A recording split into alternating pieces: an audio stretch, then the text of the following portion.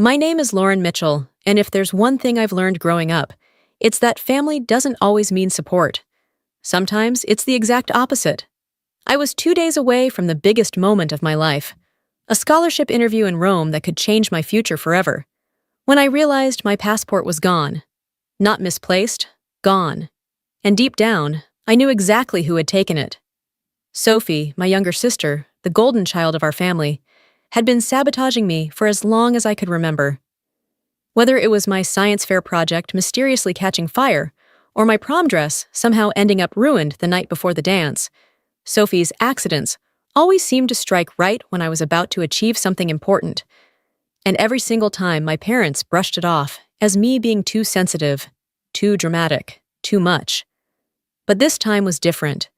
This wasn't just about a dress or a trophy. This was my future. And as I tore apart my room, searching every drawer, every corner, I could feel that familiar mix of rage and heartbreak rising in my chest. Standing there, holding the empty travel folder where my passport should have been, I made a decision. I wasn't going to let them win. Not this time. They thought they had me backed into a corner, but what they didn't know was that I had a backup plan, and I was ready to use it. I wish I could say this passport fiasco was a one-time thing, but for as long as I can remember, my life has been a constant battle against my own family, especially Sophie. Growing up, Sophie was the shining star, blonde, bubbly, always flashing that perfect smile. She could do no wrong in my parents' eyes. Me? I was the difficult one, the one who read too much, questioned everything, and dared to have dreams bigger than our small town. My successes were either ignored or somehow turned into Sophie's accomplishments. Every single time. When my science fair project won first place in 8th grade, Sophie cried because she didn't win anything for her baking contest. Guess who ended up on the front page of the local paper? Sophie, smiling with her consolation cupcake, while my trophy sat in the background like a prop. Then there was prom. I'd saved for months to buy the perfect emerald green dress. The night before, I found it bleached and ruined in the laundry room.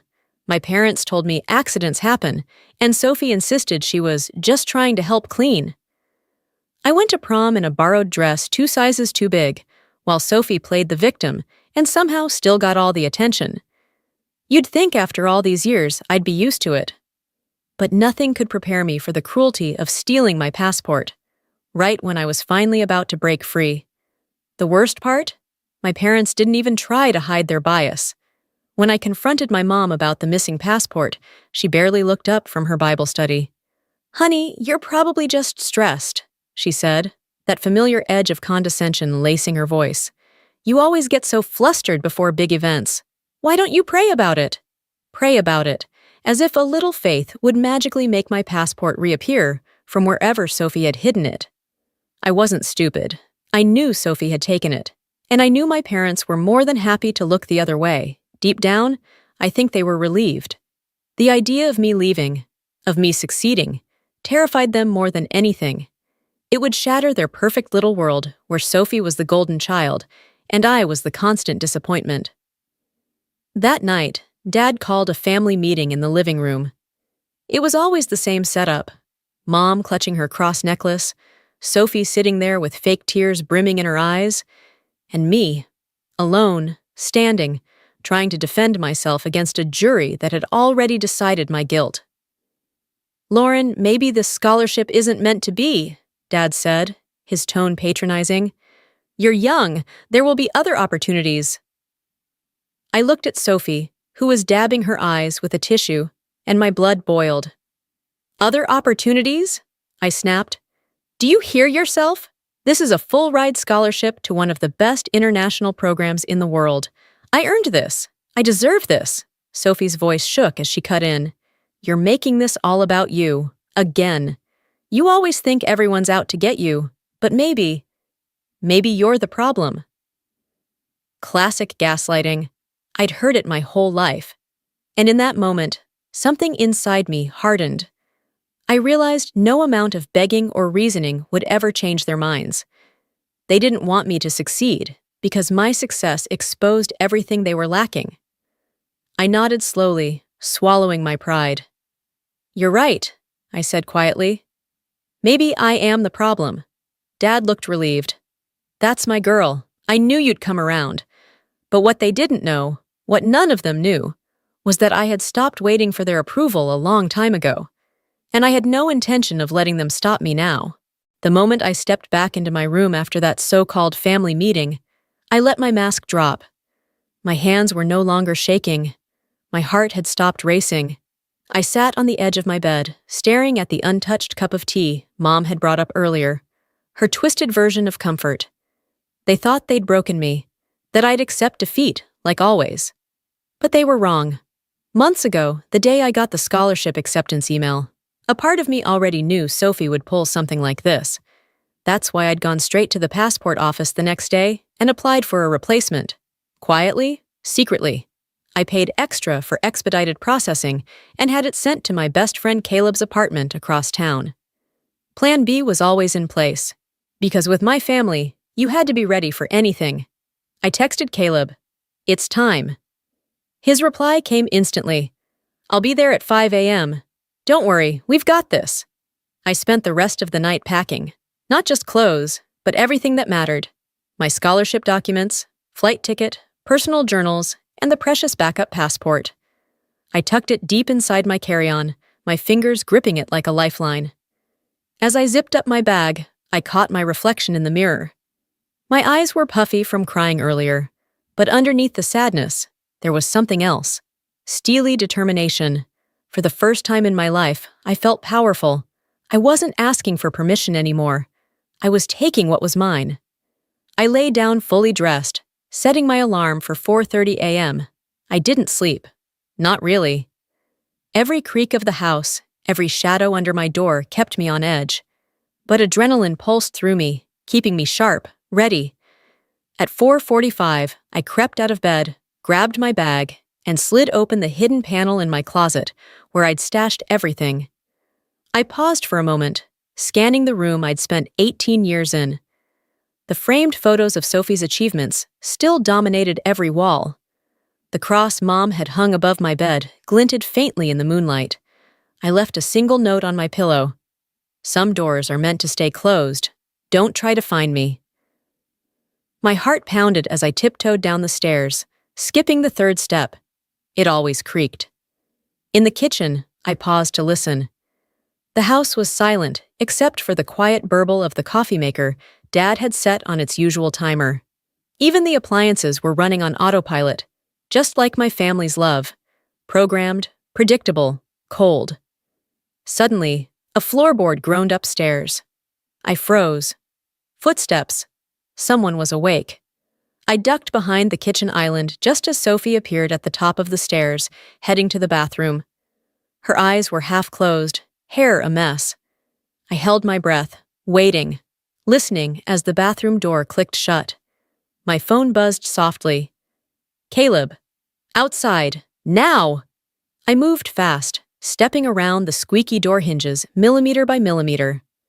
But no matter how careful I was, the old door let out a groan of protest as I opened it. Sophie's voice, sharp and suspicious, cut through the quiet. "Lauren?" I didn't answer. I yanked the door fully open and ran. "Mom! Dad!" Sophie screamed behind me. "She's leaving!" Caleb's car sat at the curb, engine running, lights off. I sprinted across the lawn, my breath visible in the cool dawn air. Upstairs, lights flicked on. I heard my dad's voice roar from the window. "Lauren Mitchell, don't you dare!" I dove into Caleb's car, slamming the door. "Go! Go!" He floored it, just as my parents burst out of the front door in their pajamas, Dad charging halfway down the driveway before stopping, barefoot and helpless. Caleb laughed breathlessly as we sped around the corner. "Damn, that was intense." "Keep going," I said, my heart hammering. "They might follow." "Already planned for that," Caleb replied. We took 3 random turns, then pulled into the parking lot of a 24-hour grocery store. "We're switching to my sister's car. They don't know that one." As we transferred my bags, I glanced at my phone. Dozens of missed calls and texts. "Mom, come home right now." Dad, "This is a terrible mistake." Sophie, "You're ruining everything. Please don't do this to our family." I turned off my phone. Caleb grinned as we pulled back onto the highway in his sister's Honda. You okay? I stared out at the sky, watching the first pink light of dawn break over the horizon. For the first time, I felt something that had always seemed just out of reach. Freedom. I'm better than okay, I said, smiling. I'm free. The airport was quiet when Caleb and I arrived just after 6 a.m. He refused to leave me at the curb. You sure about this? He asked as we stood by security. I nodded. Never been more sure. He hugged me tight. Promise me you'll enjoy Rome, not just focus on proving them wrong. I smiled. Maybe I can do both. At security, I felt every ounce of tension dissolve. My backup passport worked perfectly. No questions, no delays. I was out. Waiting at my gate, I scrolled through Sophie's latest post, a sad selfie captioned, "Praying for my sister's peace." The comments praised her devotion, as usual. I rolled my eyes and posted my own photo. My boarding pass, caption, "Choosing peace and freedom." When my plane was called, I didn't look back. I stepped into my new life with no regrets. Rome was a whirlwind of beauty and challenge. My scholarship program was set in a historic monastery, its ivy-covered walls echoing with debates and new ideas. For once, I felt like I belonged. At first, I held back, still haunted by old insecurities. But Elena, my mentor, wasn't having it. "You're here because you deserve it, Lauren," she told me. "Stop shrinking." Her words stuck with me. A week later, I gave my first big presentation on digital activism. My voice didn't shake. My hands were steady. And when I finished, the room erupted in applause. Yea, even the UN ambassador approached me, eyes shining. Brilliant work. News of my success traveled fast. Friends back home messaged me. Local papers ran stories.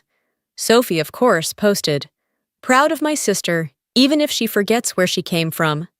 I didn't reply. I didn't need to. I was too busy living my truth.